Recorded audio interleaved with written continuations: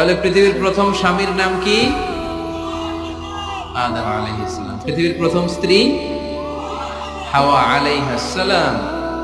এই দাম্পত্য সম্পর্কটা বড় মধুর, বড় গভীর, বড্ড ভালোবাসার, ঠিক কিনা? স্বামী আর স্ত্রী, স্বামী আর স্ত্রী, এই সম্পর্কটাকে আল্লাহ তাআলা কোরআনে পোশাকের সাথে তুলনা করেছেন। কিসের সাথে? পোশাক। আরবিতে বলে লিবাস। আরবিতে কি বলে? লিবাস। আল্লাহ বলেছেন, ও নারীরা তোমরা পুরুষদের জন্য পোশাক, আর ও পুরুষেরা তোমরা নারীদের জন্য পোশাক। পড়েন সুবহানাল্লাহ। পোশাকের বেসিকলি তিনটা কাজ। কয়টা? এক নম্বর কাজ হচ্ছে পোশাক লজ্জাস্থান ঢেকে রাখে, ঠিক কিনা?